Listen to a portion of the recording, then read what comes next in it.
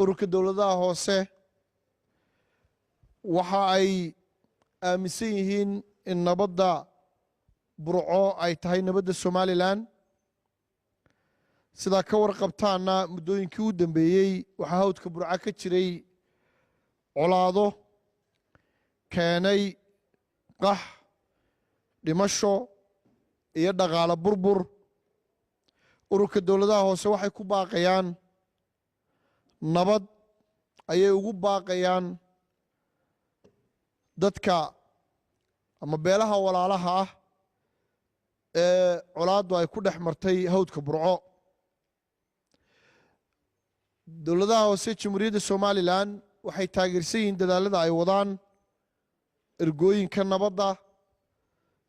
iyo xukuumadda jamhuuriyadda Somaliland ururka dowladaha hoose wuxuu uga mahadnaqayaa beelaha walaalaha ah ee ku dagaalamaya hawdka burco in ay soo gaadheen meel ay kala qaadaan ciidamada oo ay joojiyaan xabadda waxaanu beelaha walaalaha ugu baaqaynaa inta hadhay inay dhammaystiraan oo wixii qabiya ee jira si degdeg ah ay u dhammeeyaan ururka dowladaha hoose waxa uu xasuusinayaa shacabka reer Somaliland in dalkan lagu horumarinayo nabad lagu soo horumariyay nabad waxaanay adkeynayaan oo ay taageersan yihiin in xoogga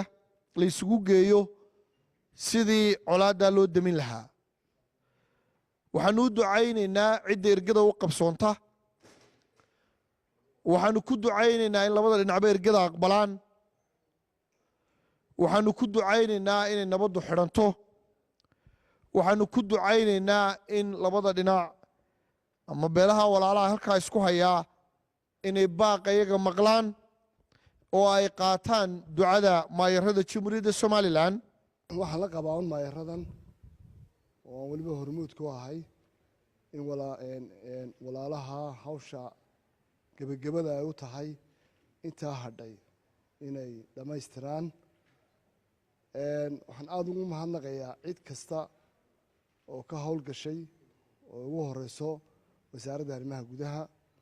iyo dhammaan madaxa dhaqameedyada iyagana waxaan la ilaawi karin roolkooda xisbiyada mucaaridka ah mucaarad iyo maxaafidba waxa ay reer Somaliland ay u gurmadeen guntiga dhisha isaga dhigeen sidii nabadgelyo loogu heli lahaa xaaladda waan soo dhaweynaynaa waxaan doonayaa in walaalahay in hal kelmada aan la wadaago qof kasta oo ku nool gobolka Togdheer iyo gobolada ay hawshan xiriirka la leedahayba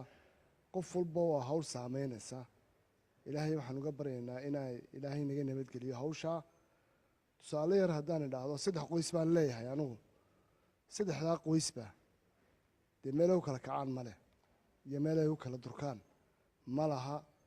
gurigay gudihiisa saameynaysa qof kastoo in la midna waa hawl saameynaysa maantana xiiso ma qabno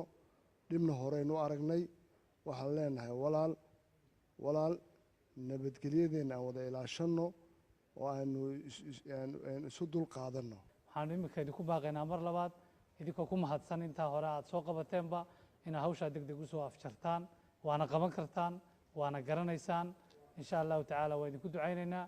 xukuumadda salaadiinta iyo ergooyinka kale ee nabadda ka gelaya labadaas muddada bisha u joogayna waa u mahad celinaynaa iyo shir guddoonkooduba mar labaad waxaa idinku baaqaynaa walaalayaal colaadda inaad soo afjartaan karteedana ay naga soo dhammaysaan ومهد إبراهيم آدم مهد صومني وارباهين دا قرنك سوماليلان برعو